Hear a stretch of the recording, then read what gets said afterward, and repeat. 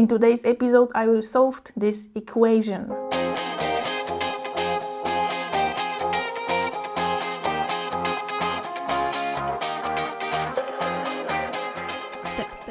Step. Yeehaw!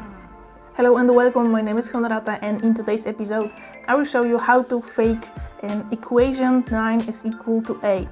And to be honest, I started with 8 cups and the 9th was fake. So my setup looked like this. I had 2 lamps and 1 camera above. Actually, I was filming with my iPhone. Then I set my 8 cups and tried about 10 times. Alright, let's jump into Final Cut Pro. I started from creating a vertical project, then I choose the best part of my shoots and drag it into the timeline. I scale up my footage, then set up a frame just to make things look nice. I duplicate my project and set it up above my primary storyline. I change the video roll just to make my work easier. On my primary storyline, I set up the marker in the place I want to make a copy of 1 cup. Then I decrease the saturation to 0 on my blue clip just to see the difference between 2 clips. I will duplicate upper right cup. So I drag on it shape mask and try to make it nice, but it didn't work, so I change it to draw mask. So I create new draw mask around my cup, and then I saw this green color, it's from my pencil. So I jump into hue saturation curve and take this green down. I did it on the purple clip, remember that. And now the most important step, I change Y position on my duplicated cup and drag it down.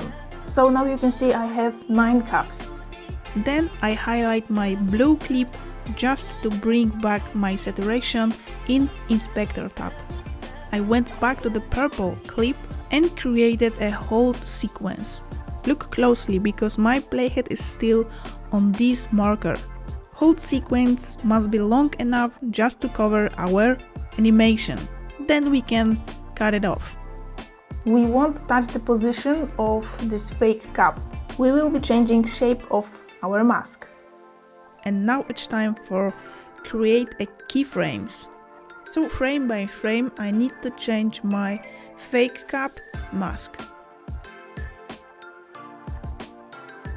When the real cup is touching the fake one, I need to change my mask.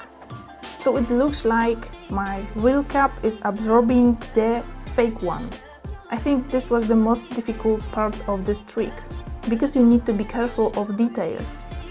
Alright, so the animation is done. I watch it for a few times just to make sure I don't see any mistakes. So I create compound clip from these 2 clips. Then I make some color correction, speed it up, and add some shaky hand movement. It still didn't look so great for me, so I create a speed ramp in the moment when my real cup is touching and absorbing the fake cup. And finally I did this.